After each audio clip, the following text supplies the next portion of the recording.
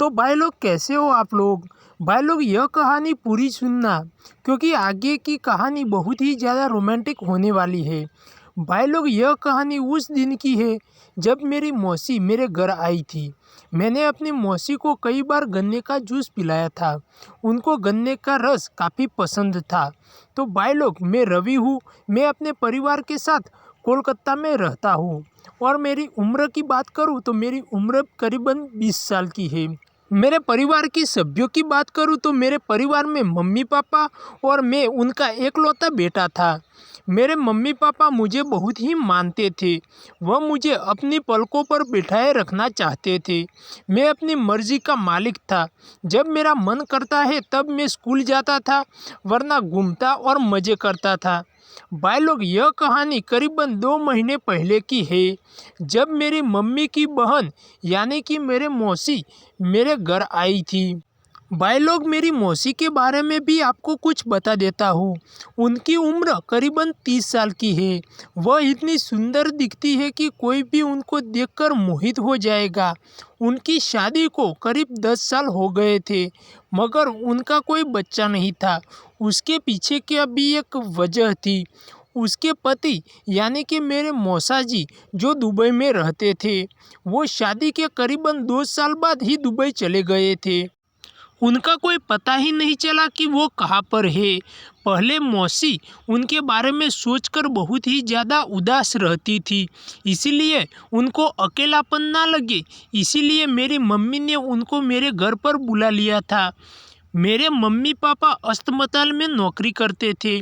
जब वो अस्पताल जाते थे तब मैं और मेरी मौसी घर में अकेले रहते थे। मेरी मौसी मुझे बहुत बातें करती थी और मुझे भी उससे बात करने में बहुत ही मज़ा आता था।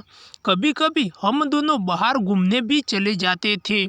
एक दिन हम घूमने गए और उस दिन घर आने में देरी हो गई।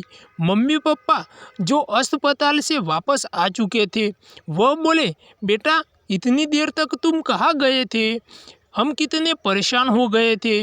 मैंने कहा, मम्मी व मौसी जो घर में अकेले बोर हो रही थी, तो मैं उनको बाहर घूमने के लिए ले गया था।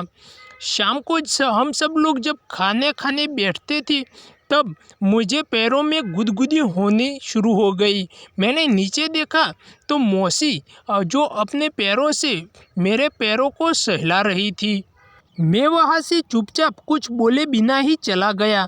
दूसरे दिन मैं और मेरी मासी घर में अकेले थे।